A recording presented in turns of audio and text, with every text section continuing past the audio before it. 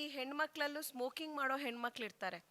ಈಗ ಬಾಯ್ಸ್ ಬಿಟ್ಬಿಡಿ, ಅವ್ರಿಗೆ ಯಾವಾಗಲೂ ಸ್ಮೋಕಿಂಗ್ ಮಾಡ್ತಾರೆ, ಬಟ್ ಅವ್ರಿಗೂ ಹಾರ್ಟ್ ಅಟ್ಯಾಕ್ ಇಲ್ಲ ಬೇಗ ಮೇಡಮ್, ಎಲ್ಲ ಬಾಯ್ಸ್ ಬರುತ್ತೆ. ಸ್ಮೋಕ್ ಮಾಡಲ್ಲ, ನೀವು ಆಗಬೇಡಿ. ಅಂದ್ರೆ ಕೆಲವೊಬ್ರು ಬಾಯ್ಸ್, ಬಟ್ ಈಗ ಹೆಣ್ಮಕ್ಳಲ್ಲೂ ಕೆಲವೊಬ್ರು ಸ್ಮೋಕ್ ಮಾಡ್ತಿದ್ದಾರೆ. ಸೊ ಅವ್ರಿಗೂ ಹಾರ್ಟ್ ಅಟ್ಯಾಕ್ ಬರೋ ಸಾಧ್ಯತೆಗಳಿರುತ್ತಾ? ಯೂಶಲಿ ಏನಂದರೆ ಈ ಲೈಫ್ ಸ್ಟೈಲ್ ಚೇಂಜಸ್ ಅಂತ ಹೇಳ್ತೀವಿ, ಅದು ತುಂಬ ಇಂಪಾರ್ಟೆಂಟ್ ಆಗುತ್ತೆ ಈ ಒಂದು ಟಾಪಿಕ್ ಬಂದಾಗ. ಲೇಡೀಸಲ್ಲಿ ಪರ್ಟಿಕ್ಯುಲರ್ ಆಗಿ 45 ಏಜ್ ತನಕ ಮೆನಪೋಸ್ ಆಗೋ ತನಕ ಈಸ್ಟ್ರೋಜನ್ ಇರೋದ್ರಿಂದ ಬ್ಲಾಕೇಜ್ ಆಗೋ ರಿಸ್ಕ್ ಕಡಿಮೆ ಇರುತ್ತೆ. 45 ಬ್ಲಾಕೇಜ್ ಶುರು ಆಗುತ್ತೆ, 55ಗೆ ಮೈಲ್ಡ್ ಬ್ಲಾಕ್ ಆಗುತ್ತೆ, 65ಗೆ ಜೆಂಟ್ಸ್ಗೆ ಎಷ್ಟು ರಿಸ್ಕ್ ಇದೆಯೋ ಅಷ್ಟೇ ಲೇಡೀಸ್ಗೂ ರಿಸ್ಕ್ ಇರುತ್ತೆ. ಇದಕ್ಕೆ ಎಕ್ಸೆಪ್ಷನ್ಸ್ ಏನಂತಂದರೆ, ಯಾರು ಕ್ರಾನಿಕ್ ಸ್ಮೋಕರ್ಸ್ ಇದ್ದಾರೆ ಲೇಡೀಸಲ್ಲಿ, ಮತ್ತು ಯಾರಿಗೆ ಅರ್ಲಿ ಡಯಾಬಿಟಿಸ್ ಬಂದಿದೆ, 20-30 ವರ್ಷಕ್ಕೆ ಡಯಾಬಿಟಿಸ್ ಬಂದಿದ್ರೆ, ಮತ್ತು ಯಾರಿಗೆ ಸ್ಟ್ರಾಂಗ್ ಫ್ಯಾಮಿಲಿ ಹಿಸ್ಟ್ರಿ ಇದ್ದರೂ ಬ್ಲಡ್ ಕೊಲೆಸ್ಟ್ರಾಲ್ ಲೆವೆಲ್ ತುಂಬ ಜಾಸ್ತಿ ಇದ್ದರೆ, ಅಂಥವ್ರಲ್ಲಿ ಏನಾಗುತ್ತೆ ಅರ್ಲಿ ಏಜಲ್ಲಿ ಕೂಡ ಬ್ಲಾಕೇಜ್ಗಳಾಗ್ಬೋದು. ಸರ್, ಈಗ ಫ್ಯಾಮಿಲಿ ಹಿಸ್ಟ್ರಿ ಇರೋರು ಅವ್ರು ಹೇಗೆ ಹಾರ್ಟ್ ಅಟ್ಯಾಕ್ನ ಪ್ರಿವೆಂಟ್ ಮಾಡ್ಬೋದು? ಒಂದು ಫ್ಯಾಮಿಲಿ ಹಿಸ್ಟ್ರಿ ಅಂತಂದರೆ ಅದರಲ್ಲಿ 2 ಥರ ಕಾಂಪೌಂಡ್ ಬರುತ್ತೆ. ಜೆನೆಟಿಕ್ ಕಾಂಪೌಂಡ್ ಅಂತ ಬಂದಾಗ ಫ್ಯಾಮಿಲಿಯಲ್ಲಾಗಿ ಅವರಲ್ಲಿ ಬ್ಲಡ್ ಕೊಲೆಸ್ಟ್ರಾಲ್ ಲೆವೆಲ್ ನ್ಯಾಚುರಲ್ ಆಗಿ ಜಾಸ್ತಿ ಇರುತ್ತೆ. ಸೊ ಅವ್ರು ಡಯಟಿಂದ ಕೊಲೆಸ್ಟ್ರಾಲ್ ತಗೊಳ್ಳೋದಿದ್ರು ಕೂಡ ಈಗ ನಮ್ಮ ಬ್ಲಡಲ್ಲಿ ಬರೋ ಕೊಲೆಸ್ಟ್ರಾಲಲ್ಲಿ 80% ಲಿವರಿಂದ ಪ್ರೊಡಕ್ಷನ್ ಆಗುತ್ತೆ.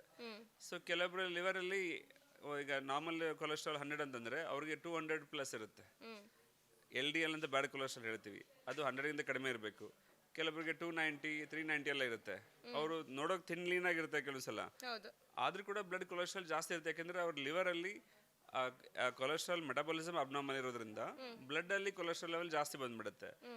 ಅದು ಜೆನೆಟಿಕಲ್ ಬರೋದ್ರಿಂದ 8-10 ವರ್ಷದಿಂದಾನೇ ಶುರು ಆಗಿರ್ಬೋದು. ಅಂಥವರಲ್ಲಿ 18-20 ವರ್ಷಕ್ಕೆ ಮಲ್ಟಿಪಲ್ ಬ್ಲಾಕ್ ಬಂದ್ಬಿಡ್ತದೆ. ಸೊ ಅದಕ್ಕೆ ಅಂತೀವಿ ಯಂಗ್ ಏಜಲ್ಲಿ ಕಡಿಮೆ ಏಜಲ್ಲಿ ಕೂಡ ಅಟ್ಯಾಕ್ ಆಗುತ್ತೆ ಅಂತ ಹೇಳ್ತೀವಲ್ಲ. ಅದಕ್ಕೆಂದ್ರೆ blood cholesterol particular bad cholesterol ಜಾಸ್ತಿ ಇದ್ರೆ ಅದರಿಂದ ಅಟ್ಯಾಕ್ ಆಗೋ ರಿಸ್ಕ್ ಜಾಸ್ತಿ ಆಗುತ್ತೆ.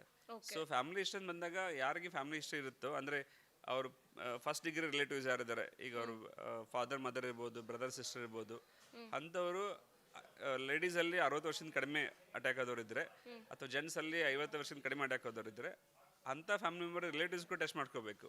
ಅವ್ರ ಬ್ಲಡ್ ಕೊಲೆಸ್ಟ್ರಾಲ್ ಚೆಕ್ ಮಾಡ್ಕೋಬೇಕು, ಬ್ಲಡ್ ಶುಗರು BP ಚೆಕ್ ಮಾಡ್ಕೋಬೇಕು. ಜೊತೆಗೆ ಈ ಥರ CT ಆಂಜಿಯೋಗ್ರಫಿ ಅಥವಾ TMT ಮಾಡಿಬಿಟ್ಟು ಬ್ಲಾಕೇಜ್ ಇದೆಯಲ್ಲ ಅಂತ ಚೆಕ್ ಮಾಡಿಕೊಂಡು ಇದ್ರೆ ಟ್ರೀಟ್ಮೆಂಟ್ ತಗೋಬೇಕಾಗುತ್ತೆ. ಕ್ಷಣ ಕ್ಷಣದ ಸುದ್ದಿಗಳಿಗಾಗಿ ಫ್ರೀಡಮ್ ಟಿವಿ ಸಬ್ಸ್ಕ್ರೈಬ್ ಮಾಡಿ, ಲೈಕ್ ಮಾಡಿ ಹಾಗೂ ಫಾಲೋ ಮಾಡಿ. ಹೊಸ ಸುದ್ದಿಗಳ ನೋಟಿಫಿಕೇಶನ್ಗಾಗಿ ಬೆಲ್ ಐಕಾನ್ ಮೇಲೆ ಕ್ಲಿಕ್ ಮಾಡಿ.